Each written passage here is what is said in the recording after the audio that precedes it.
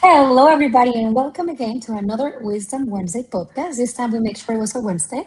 So we are today here with Jim Walker. He is the CEO of Cloudhensive. Hi, Jim. How are you today? Good. How are you? Oh, good. Thank you so much for joining. We have also here Sia Mohi, our COO, and also Gabby, our business development leader. Welcome, guys, again to another episode. Jim, we have a lot of questions about what you do for technology, about Cloudhensive. So let's just go into that. Who is Jim Walker and what Cloudhensive does?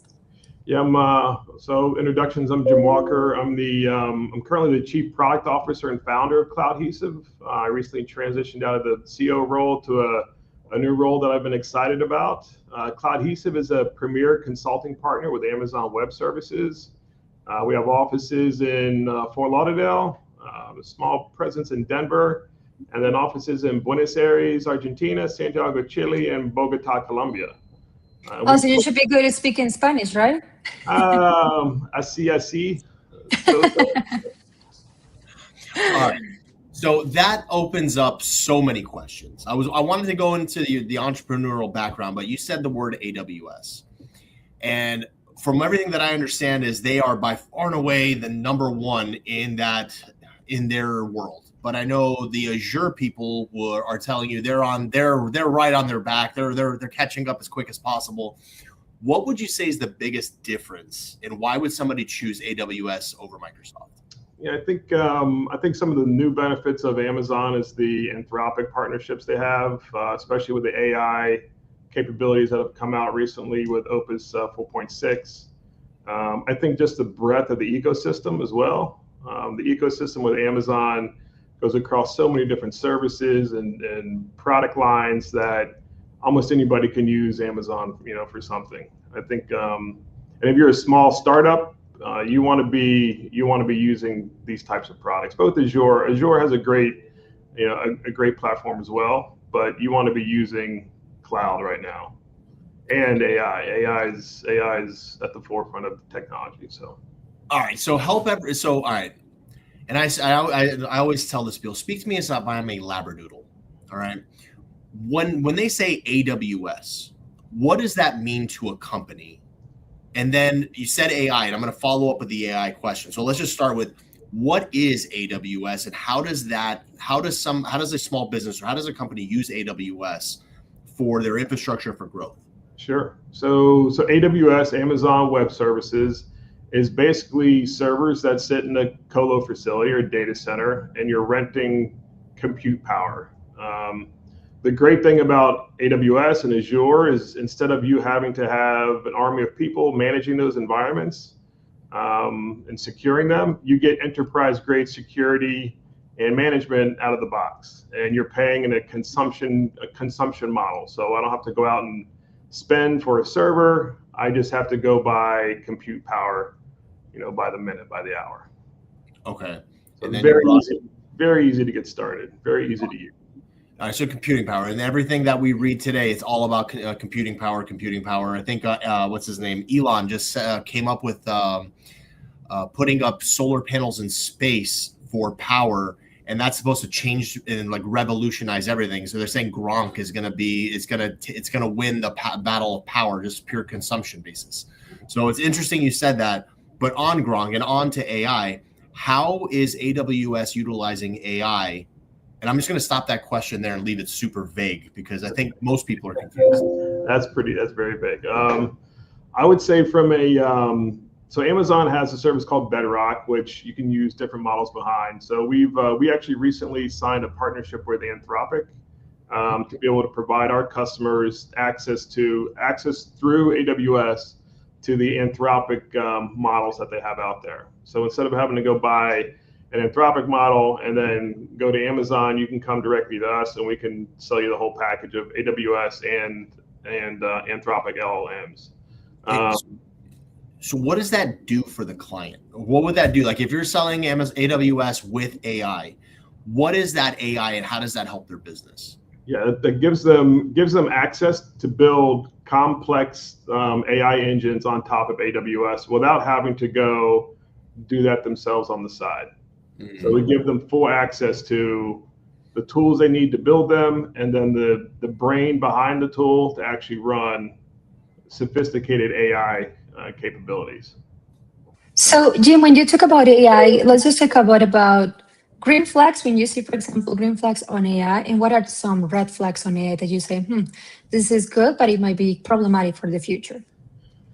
I would say, the green flags is just the capabilities. I mean, it is like, I recently started playing with this this device called a ClawBot. It's an OpenClaw. It's basically an employee that's sitting on your desk on a Mac Mini. I mean, you can have it do incredible things like rudimentary tasks, like email an email list. Go check the news for the day and give me a report on what research I want done. That's interesting from the green side because it gets rid of these mundane tasks that take people a ton of time to get done. On the other side of that, though, is the security risks around AI. For example, the ClawBot I'm playing with has full access to whatever's on that machine. If you install that on a company network, it could have access to customer data, credit cards, banking systems, and you don't necessarily want that. So you have to be careful with the security side of AI as well. So I remember that Labradoodle thing we were talking about, right? So you can set this up to where you can say, read the entire Wall Street Journal, New York Times, every article in every major publication, and then give me a synopsis of everything I need to know for the day. Yeah, I have mine set up that actually gives me a morning brief on tech news for the day. So I wake up at 8 and it has sent me an email already saying, Jim, these are the biggest things happening in the tech space today. I read it on my phone and while I'm doing other things. So it's already done the research for me. I don't have to go out there and find that. Wow. So it's interesting, and that's a small snippet. It's a very rudimentary example, but I've also put a voice to it. I can have it talk. I can have it make phone calls. I mean, it's basically an operating agent. So you can have it read you the synopsis on your drive to work. Yes. Yeah. And these are small rudimentary things. Now imagine the more complex tasks with very complex LLM models. What you can do with that. It's impressive. I think on one side it's very impressive. On the other side it's very scary. It's like what are we all going to do, right? Another 3 years? I mean, buddy, when she said red flags, I was hoping for you to say the movie The Terminator. I think we are closer to that than we've ever been. That is a red flag. I don't disagree with that. Jim, we have a question from the audience. So if a company ignores cloud and keeps running everything like the old way, what risk are they actually taking? Well, it goes back to the security side and the cost. I mean, you have to run that infrastructure yourself. You have to pay for the server maintenance. You have to have somebody there who can take care of it, and you have to secure it properly because you're putting yourself at a liability if you don't. I also think that you're going to be left behind. You get the power of the AWS or Azure ecosystem if you're on the cloud. That means you can use contact center services on a pay by the drink model. You can use AI services on pay by the drink model. I mean, there's so many different complex services out there that you can use that you just cannot get from putting a server in a rack in your office. Jim, I want to ask you something that is more related about your entrepreneurship journey. It's just more about, for example, when you look at the company, like 5 years to 10 years as you are right now, what does the future of Cloud AI looks right? I mean, from 5 years to 10 years for the future, what does the future of Cloud AI looks like for you in an enterprise technology? What would it change? And as entrepreneur for you, what will change? I think the biggest thing I see what I see AI now is when the internet came out, and then when Amazon the cloud got invented, and now it's the AI forefront. I use this term, we go through these inflection points that change how we operate and change how we go to market. I think we're at a huge inflection point right now with AI. It will become, in my opinion, I think the cloud will become AI. AI will be what people are using. You will see AI as the operating system on a computer. Like you won't have to configure a computer. You'll go into your computer and say, hey computer, configure this yourself, and it will just go out and do it. I think the AI models are getting so sophisticated, especially the latest one with Opus 4.6, that it's amazing to see how fast these are growing. So I definitely think in the next few years, we'll see the AI models, and we already see it now, training themselves. So once that happens, it will be absolutely, the inflection points will be much faster at that point. Yeah. Out of curiosity, do you see a face of AI as a woman or as a man? I've seen that question so many times. You have no idea. That's a great question. Like, I sort of see it as this glowing mass of like, it's not really gender, related. So I don't see it as a gender either way, as more of this, spiritual being that's out there that, we got tapped into. So Jim, with somebody you've got a pretty extensive entrepreneurial background, you've got a very successful, huge company. What would you say to somebody that's in their 20s and 30s who have just been, hit real hard with industry changes, wars, economic crashes, all this stuff going on right now? If they had to start fresh and just say, you know what, I'm starting from zero, where do I invest my time, my energy, and what's left of my resources? That's a great question. I actually have a 19-year-old that just went to college. He's over at USF in Tampa, so that's very it drives it home for me. So I do think about that a lot. I tell my kids right now to get involved with AI, understand that, because that will be in another, 3 or 4 years, that will be what we'll all be using from a technology perspective. And I tell them, no, get hands-on with stuff. I've taught my kids how to work on cars. I think that's still, those are tools that people are going to need. We're going to need plumbers. We're going to need electricians, at least for now. And those are things that, we need to get back to some basics on some things. We can't let the technology completely run our lives. So. All right. So when technology starts running our life, what do we do? Yeah. Turn it off. Good luck. Run. Go outside. Yeah. Jim, is there any book that really inspired you to do what you are right now as a leader, as entrepreneur, that you would like to share with us? Yeah, I have one of my board members is Michael Tobin. He wrote a book called Forget Strategy, Get Results. He talks about I tend to be I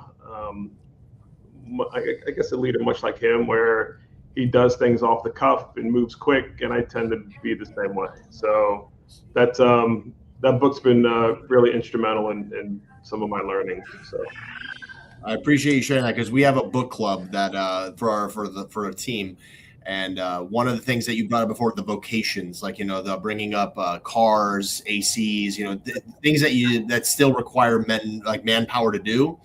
And one of the books that we're reading right now, the next one is what was the Carnegie book, How to Influence People, Make Friends and Influence People. And what we realize is, as technology is growing, people don't have people skills anymore because they're not interacting with each other. Absolutely. So I figured dip back into a book from the 80s and show them the principles are still relevant. So we're doing that at the end of this month, and then we're probably going to add your friend Mike Tobin's book on there.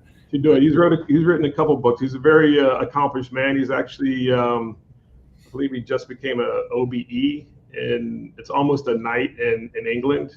He actually lives in London. He's been to the South Pole. He's done a number of very interesting things, and the viewers should look him up. He's an impressive man. So. You will not catch me crossing the Drake's Passage, but it's awesome that he did that. Yeah, it's petrifying. Yeah. But, Jim, talking about more your story, was there someone early in your career who believed in you before others did? I'd say my wife was always instrumental. She was the one who pushed me into starting Cloudhesive. I was either going to move to Boston and work in large corporate America or start my own company, and she was the one who gave me that push to go do my own thing and stay in South Florida. So I would say she's been instrumental in that. So no snow shoveling, and you can pronounce the letter R. So it sounds like it all worked out. Yeah. No, I like South Florida. Jim, I have a question from the audience, but it's more related again to AI. They're asking with so many AI softwares right now, which one you can rely on? And it's true. I think there's so many AIs right now. They're like, we have Claude, we have ChatGPT, there's one that is called like Moxie, or, there's so many new out there that you don't know, like, okay, should I try this one and try this one? And so what are your thoughts on that? Yeah, so I'll go back to the Clawbot example that I used earlier. So on that little Mac Mini, I use six or seven different AI models. I use Ollama, which is an open source model that I actually downloaded onto the Clawbot itself. I use one called Minstrel, which is another open source one. It's really based on what you need that for. So Minstrel is a security LLM or security AI model that looks for vulnerabilities. So it's been predisposed to just do vulnerability management. So I loaded that onto my little Clawbot. And then the other ones are out in the cloud, like Anthropic has multiple models that I've used. So Haiku is a much more cost-effective model. It's not as good as, say, the Opus 4.6 that's come out, which is the latest and greatest for coding, but it's not that bad for rudimentary stuff. So why would you pay high prices for the latest when I could use Haiku or I could use Ollama? Ollama's free because it's open source, instead of using the higher price one. So it really comes down to what do you want to use it for? And then you go pick and choose which model you want to use. Like ChatGPT is good for some stuff, but Claude is awesome for coding. I mean, why not use the best thing you can use for getting code produced? So it really comes down to, it's no longer about what's the best right now, but it's what's the best for the use case you have a need for. Makes sense. Okay. Huh. All right. So going back to your entrepreneurial journey a little bit. So it's awesome. They say the most important decision a man ever makes in his life is who he decides to spend his life with, because they're going to either build you up or tear you down. And in your case, it was fantastic. You know, she pushed you towards this. You have this fantastic company. What advice would you have for entrepreneurs? Because it's hard, especially in the beginning. So like, what kind of advice would you have for them? Yeah, I think people think of entrepreneurs as, oh, they've lucked out. I would say it's probably been the hardest thing I've ever done in my life. I would say the biggest thing is don't give up. You keep fighting through the problems. And I've seen a lot of issues over the time I've founded Cloudhesive, from working in Latin America to regulation to COVID. I mean, you cannot throw the towel in. You just need to keep pushing forward. There's always a solution for something, always. Okay. You gotta have grit. That's for sure. Okay. I like that. I have another question. So what question do you wish people ask you more often, but almost never do? Oh, that's interesting. What's for dinner? Yeah. I don't know. I got people asking me all kinds of questions, like what I do for hobbies and work, and I don't know if I have a question that I wish people had asked me and never didn't. Okay, fair enough.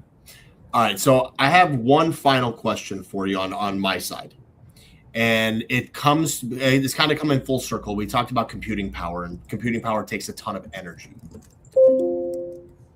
I'm of the belief of when there is something in the environment that is required, and it's required on a larger scale, somehow that's when big things happen. And I think we're going to see a big energy push to be able to, because I think, like you said, AI is everywhere. Our CRM software now has AI built in, thus making it's going to need more power. Everybody needs more power. And at a certain point, one of two things are going to happen. It's either going to be too expensive to do ChatGPT, or we're going to have to find a way to lower the cost of energy or make a more efficient energy source. We talked about Elon doing this stuff in space. I think the obvious answer for me would be to find a way to make nuclear more, because it's cheap and it's incredibly powerful.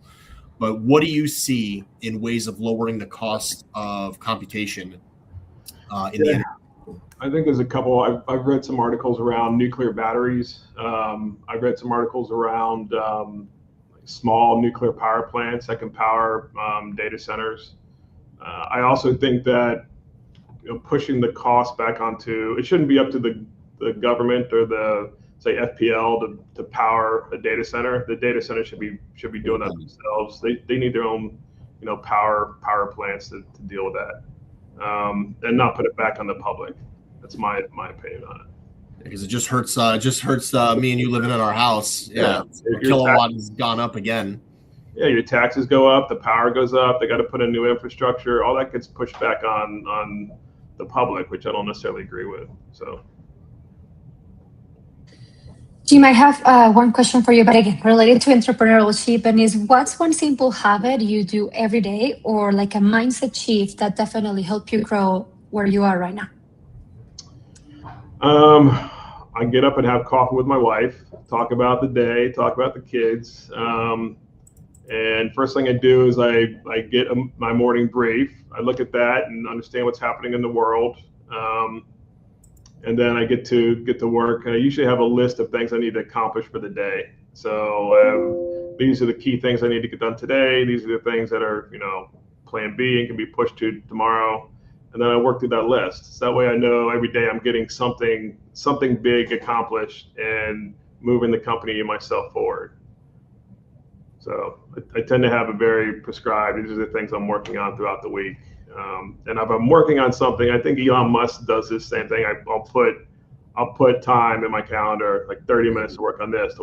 So I block that time out. So I'm focused on it.